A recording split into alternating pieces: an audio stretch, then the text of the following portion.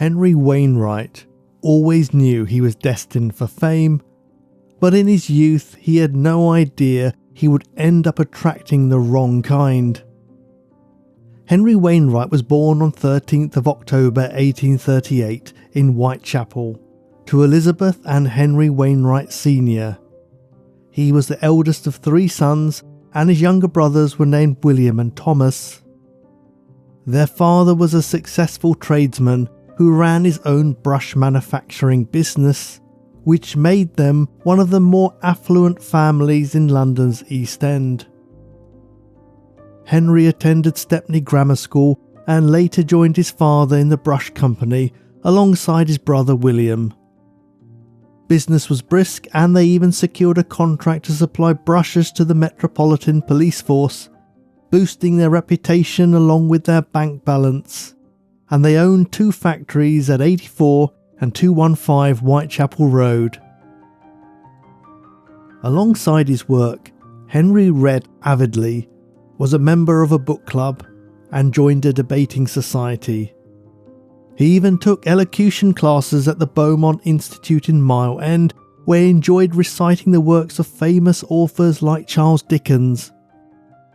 He was never happier than when he was entertaining audiences of bohemian artists, fops and dandies at the Sheridan Club, reciting from Lord Tennyson's Charge of the Light Brigade and Thomas Hood's The Dream of Eugene Aram. Coincidentally, Hood's ballad was based on the true story of a schoolteacher named Aram who grappled with secret, homicidal impulses and was hanged in 1759 for the murder of shoemaker Daniel Clark in Knaresborough, Yorkshire. It was interesting that Henry Wainwright should enjoy this particular work, knowing that he too had the propensity inside him for killing. This tendency lay dormant for years while Wainwright practiced his recitations, dreamed of being on stage, attended church, and even made regular charitable donations. On the surface, he was a perfect citizen. At the age of 25, he married a woman named Elizabeth, and they moved into a spacious house near the brush factories on Whitechapel Road, which they filled with 5 children. When his father died, Henry inherited around £2,000, worth over £250,000 today, and half the share of the family business, which he ran alongside his brother William, while Thomas found work as an ironmonger. But running a brush manufacturing firm was no longer exciting enough for Henry Wainwright. The glitz and glamour of the theatrical world drew him to the Pavilion Theatre, which he visited frequently.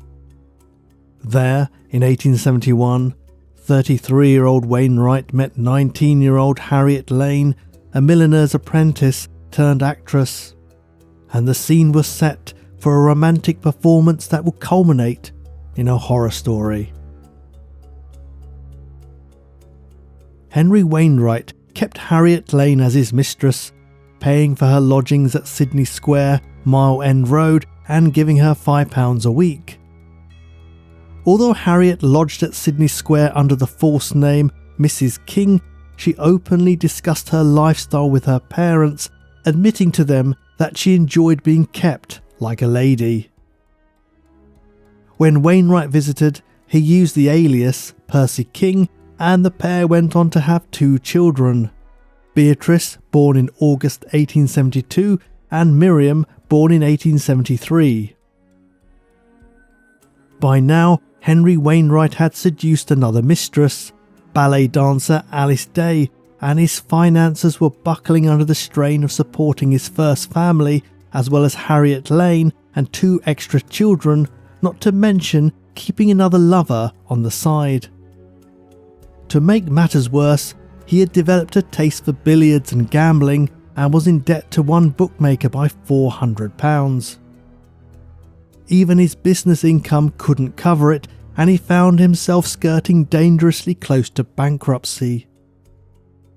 His father had been the one to manage the practicalities of the brush manufacturing company when he was alive, and Henry had embarrassingly little idea of how to run the business.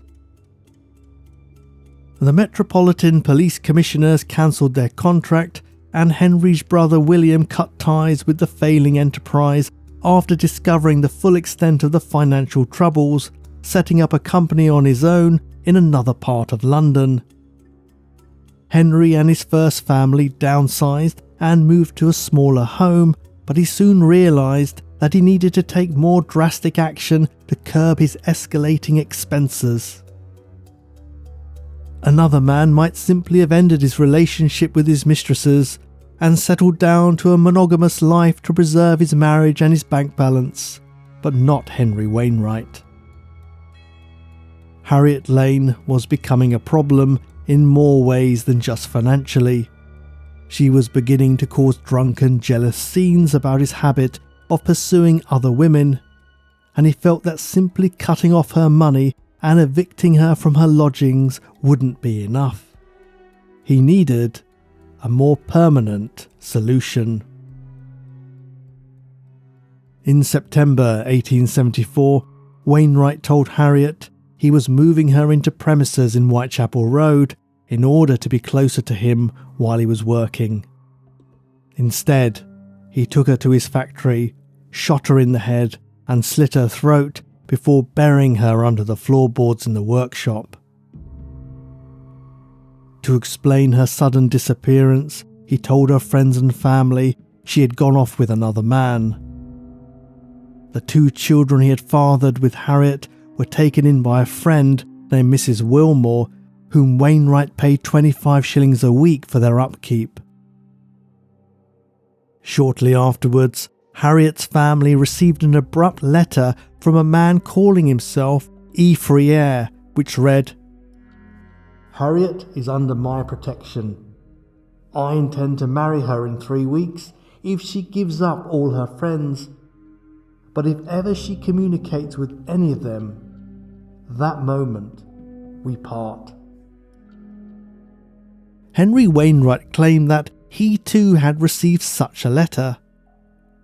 To ensure the ruse was believed, he enlisted the help of his brother Thomas, who must have shared his siblings' interest in the theatre, as he willingly donned a disguise and impersonated Harriet's fictitious new suitor. A few weeks later, Mrs. Wilmore received a further missive which ran, "From E. Friere to Mrs. Wilmore. We are just off to Dover. We have had a jolly spree. Harriet is all right." Although Harriet's friends and family were suspicious, they were reluctant to involve the police as they were ashamed of her behaviour and didn't want to cause a scandal. So it was some time before the deception was discovered. That winter, Wainwright's dwindling business suffered another blow. A fire broke out at the 84 Whitechapel Road warehouse, but the insurance company suspected deliberate arson and refused to pay out. Wainwright was ruined. A solicitor named Mr. Berrand took over the lease of 215 Whitechapel Road and let it to a tenant, but as the summer of 1875 started heating up, the tenant complained about a noxious smell emanating from the back of the workshop and moved out in disgust. Berrand advertised the property for sale, and Wainwright realised he had to take action in case the next owner was more persistent in seeking the source of the odour. Henry, now aged 36, once again called on the help of his younger brother.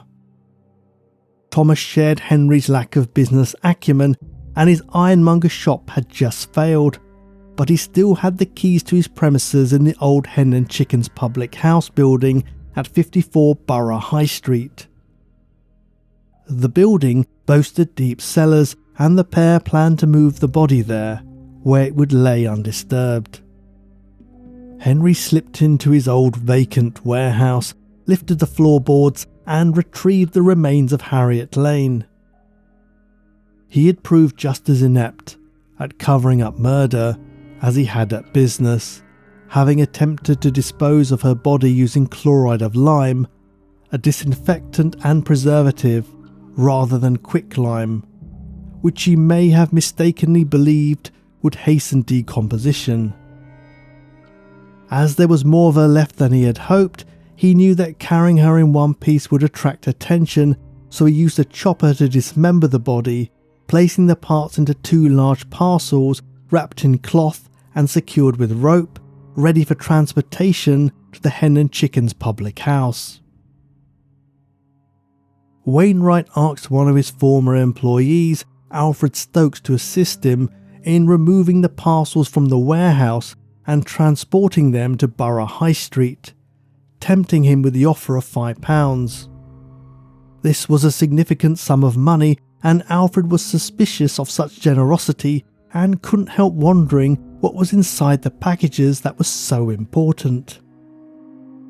Henry Wainwright lifted one package while Stokes hefted the other, and they lugged the parcels along the road for a few minutes until they realised that they were too heavy to carry for any distance.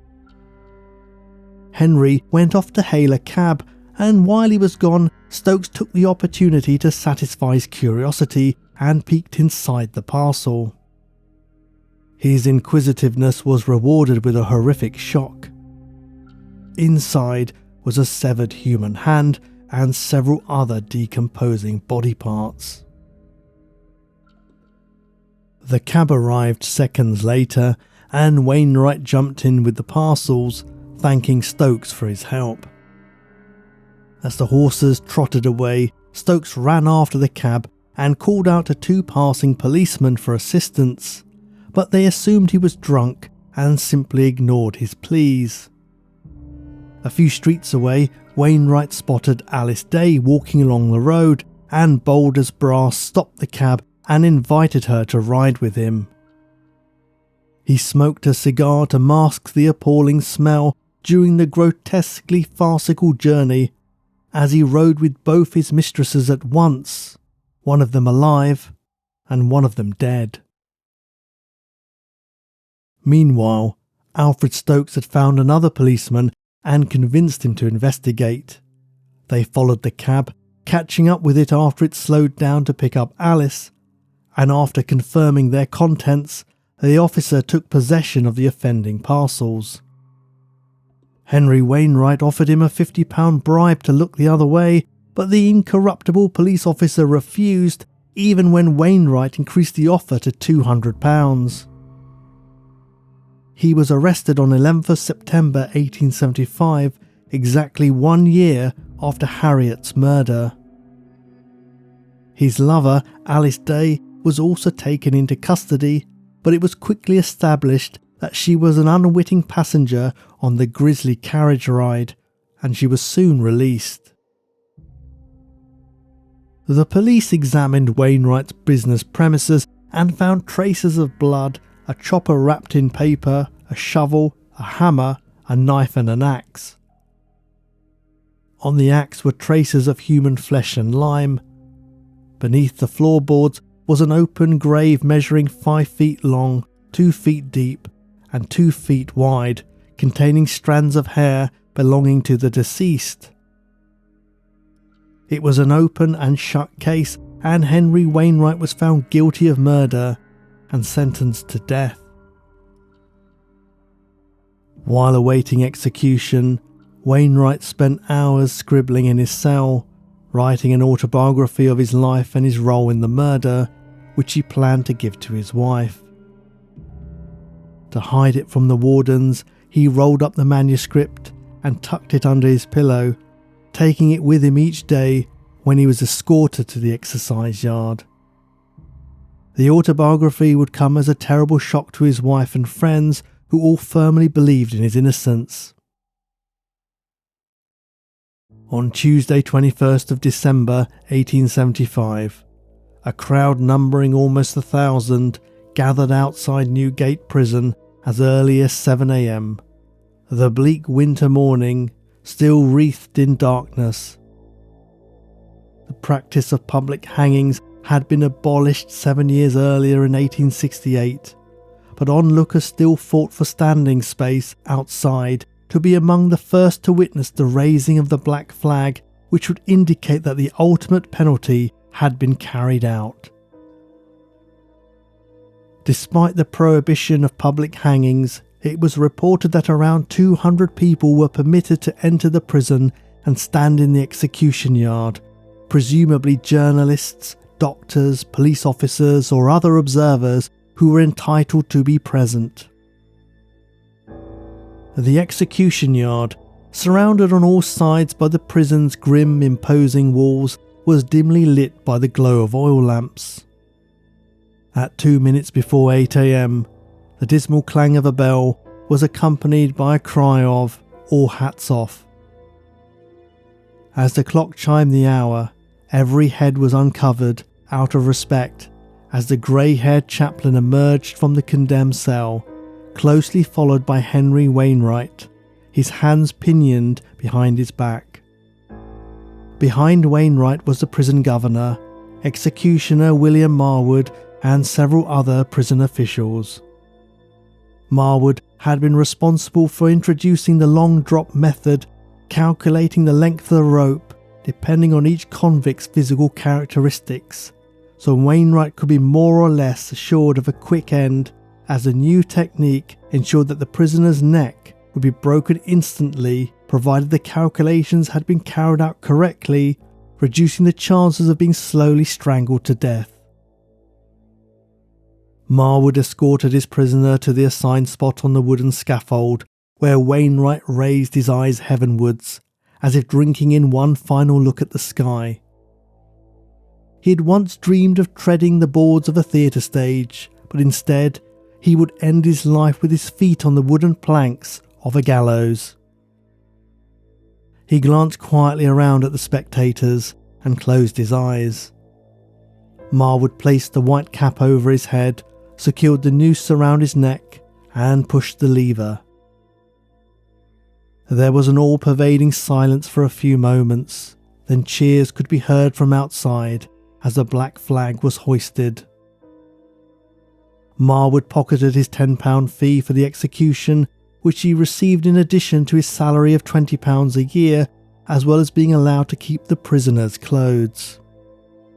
Wainwright's body was smeared with lime to hasten decomposition, ironically something he had unsuccessfully tried himself on his victim's remains, and he was buried in a deep pit on the prison grounds. Harriet Lane was given a proper burial at Waltham Holy Cross Cemetery in Waltham Abbey. Henry Wainwright's brother, Thomas, served 7 years in prison for accessory to murder, although some believed it was he who had been the real killer and that Henry had taken the blame. Bullets retrieved from Harriet Lane's skull, the chopper used to dismember her body, and even the cigar Wainwright was smoking when he was arrested, are all kept at New Scotland Yard's Crime Museum. Given his love of performing, Wainwright might have been disappointed to know that the museum's artefacts are not available for public viewing and are accessible only by those involved in law enforcement and as a teaching collection for police recruits. He may not have achieved the fame and success he sought, but nevertheless, his infamy lives on. Thank you for listening to this episode of Prash's Murder Map. If you'd like to support the show, please like, subscribe and leave a comment or review. My wife and I have also set up a new podcast called Curious Britain, available on all major podcast platforms. In the show, we explore the myths, legends and mysteries of the British Isles, from ancient stone circles to cryptids and ghost stories, uncovering the quirky tales that shape Britain's cultural history. If that sounds interesting to you, then we'd appreciate you trying it and letting us know what you think. I'll leave a link in the show notes. Thank you for your support, and I'll see you again soon.